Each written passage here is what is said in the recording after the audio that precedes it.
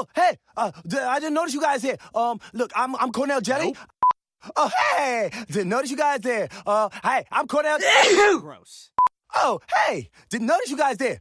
Hey, guess what? I'm Cornell Jelly, right? The star of the line. Come on, can you get it together? What? Who you think you talking to? I know, puppet. You gonna watch your tone when you talking to me. Cornell, calm down. Lady, I am calm. Someone I ain't trying to get canceled after a couple seasons like every other black show on here. I mean, we're Boondocks, huh? Black Dynamite, Loiter Squad. Where they at? Huh? Say it. I don't know. Exactly. I've been standing here for so long. And I've been standing right here with you.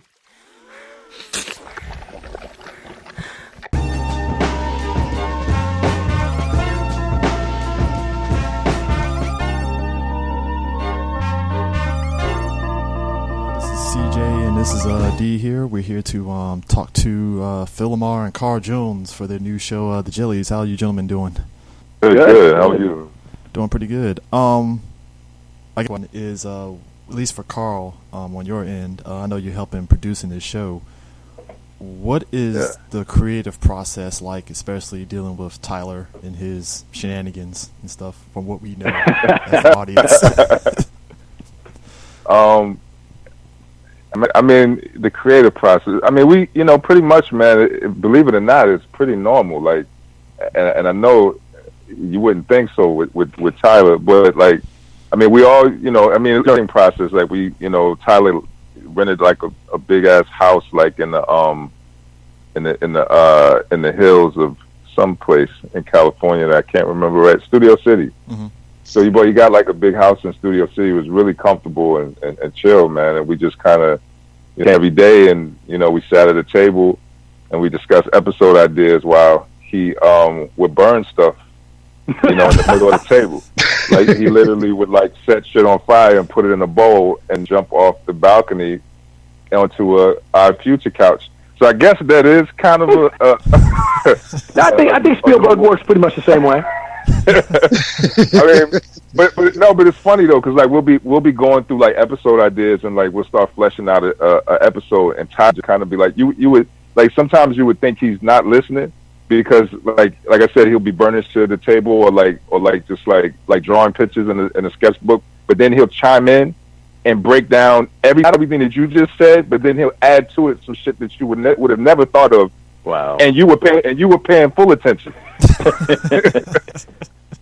So yeah, no, it was pretty awesome, man.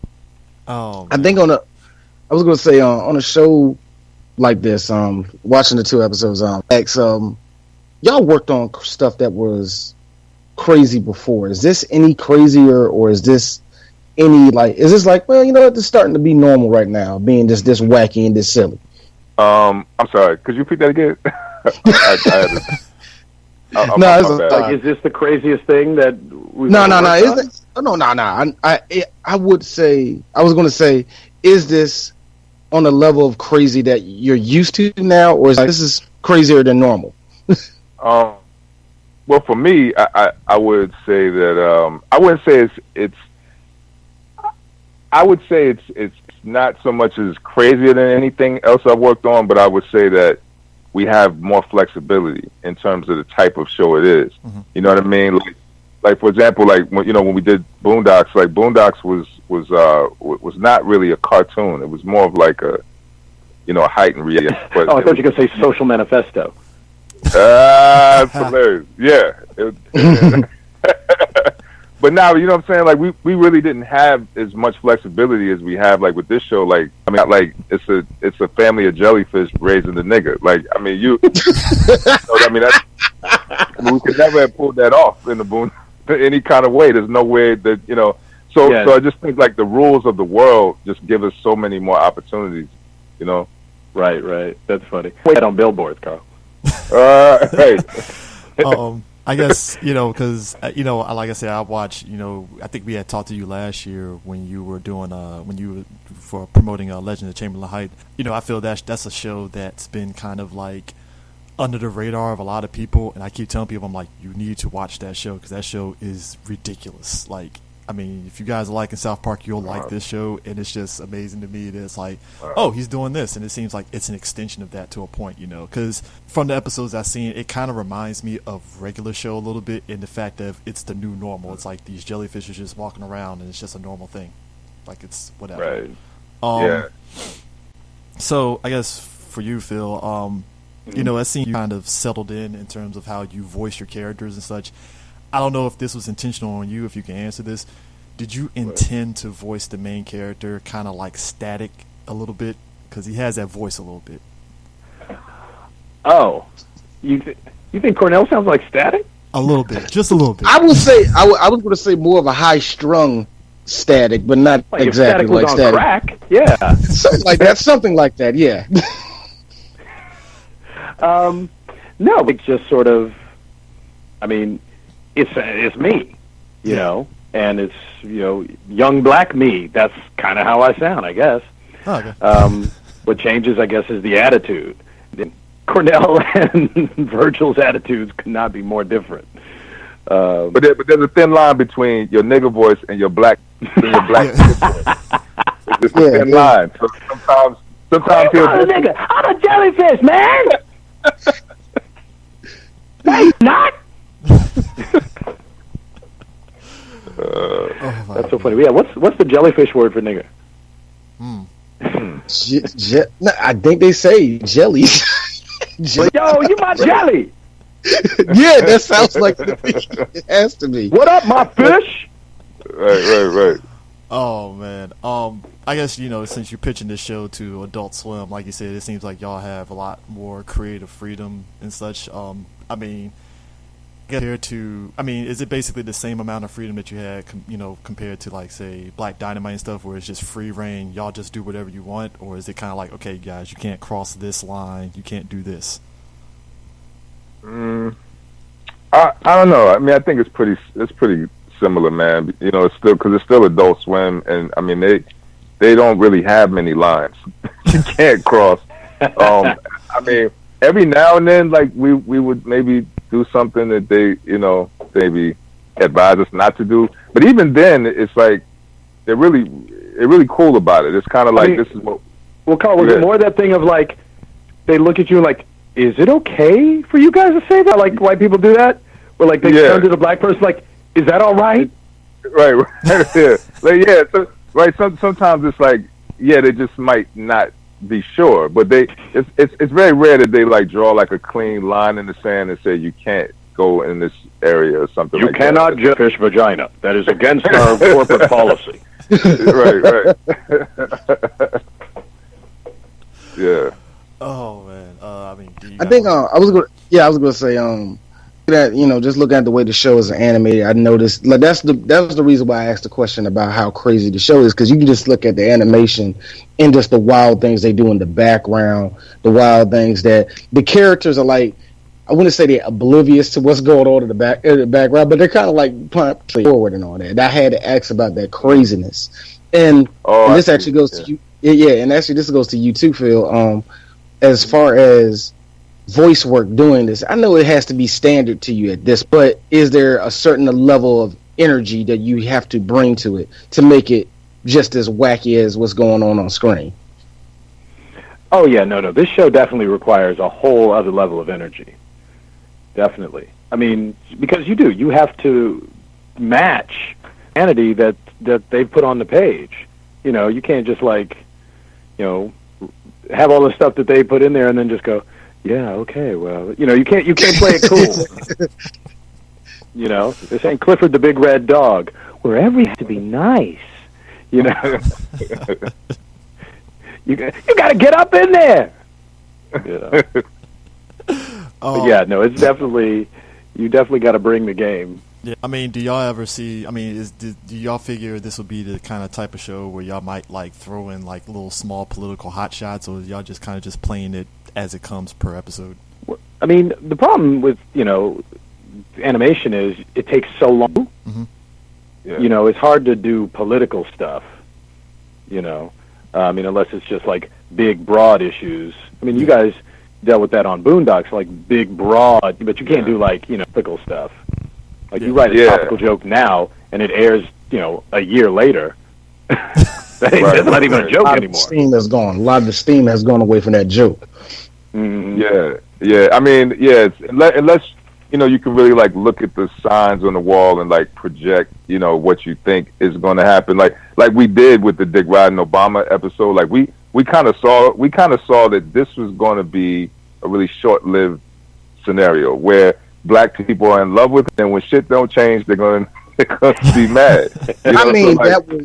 That was looking into a crystal ball of correct. It was that long. It was about 3 months, and everybody like, this nigga ain't did shit for me yet. Right. But yeah, like I said, I mean, it's kind of hard with the, you're talking about like 52 to 62 weeks it takes, from script to final delivery. So it takes a long time for you to actually see it on the screen. It's hard to stay really, relevant in terms of politics and stuff like that. Yeah. I guess, this is actually a really good one too. What was, I guess, mainly for both of you all too, mainly leaning towards Phil, but what was your reaction when you were pitched this, like the concept of this show? Like what was going through your head when you like heard about this? I'm trying to think. I was like, what? That was really what goes through your head when somebody tells you about the show. And really, I think when you start watching, the first thing is like, what? Because the stuff is crazy. Then you start watching it, and then it gets funny, and then it gets even crazier, then it gets even funnier, and then you're like, all right, I'm in. Because it really isn't like anything else. I was joking to some people that like this gonna make Rick and Morty seem like Big Bang Theory. It's just like, oh, that seems very regular compared to this madness. Wow. But I mean, at first I was like unsure because you don't have anything to compare it to. Mm-hmm. Yeah. What about you, Carl? Like for you, just like when you heard about this. Just the idea. Oh, I mean, I was in. I was just on the strength of Tyler doing anything animated. I was already just because I was a big fan of. I'm a big fan of everything they do, man. Like from music to TV to just to tweets. like Tyler. I mean Tyler and Lionel, like they have such a real specific point of view, and just like they're essentially kind of unmatched, man, when it comes to like content nowadays. Like there's really nobody putting this kind of material out, man. And Tyler's very like obviously he's super creative, but he's really smart, man. Like a lot of stuff he does, people sometimes see the craziness and the insanity, but they don't understand the method behind it. Mm-hmm. And he never explains it, which I don't think he should. But like a lot of times, there's a lot of thinking that goes into it. I could be wrong, but it seems that there's a lot of thinking that goes into a lot of what he does because it's orchestrated so well, and it's like, so I was always just a big fan of everything that they do, So you didn't have to give me the premise, and I was down. It's really something to work with somebody like Tyler because there are just a handful of people. I mean, there are a lot of good writers out there. There are a lot of funny people, but then there are these creative people that just like, are like web. Just like I can go this direction, I can go that direction. I'm feeling it, just from this like. Because I worked on the Pee Wee Herman show, and watching Paul Rubens play that character and write that show and produce and do all this stuff, giving notes on time while he's in that suit and stuff. Tyler reminds me of that. In like, they never explain it, and you can't quite get your head around how they do everything they do and come up with those ideas. They do it, and it's at such a high level. They're doing 9 things at a level that most people can't do 1. Right, and he has a very, very vivid, a very vivid picture of what he wants. Mm-hmm. You know what I'm saying? Which is also really good to is with the producer or a creator that actually has a really, really clear picture of what they want. You know what I'm saying? Down to like the very color of the show, all the colors that are used, and is that what was that? I have no idea. I have no idea. What the? I guess we're on hold. Barely. but anyways, I guess maybe that's our time to go. But anyways, thanks That's guys. just time. For, Man, I ain't get to ask the question. go, Well, yeah, go for it. I mean, we got to fight against the piano music, man. That ain't Yeah, right. that's crazy. Where did that come from?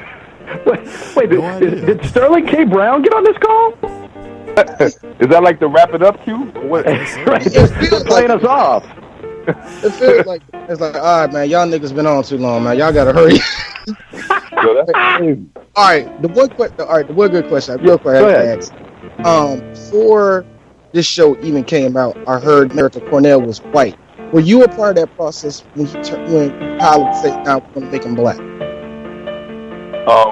No, I wasn't a part of the process, but I just know that Tyler definitely wanted to make the character black, and then really make him a character that is not typically or traditionally black. You know what I'm saying? I think he wanted to go against he wanted to go against the common stereotype, and I thought that was a really smart move. Yeah, really the question is more like, wasn't he black in the first place? Exactly. Right. Actually, yeah. That's the more important question.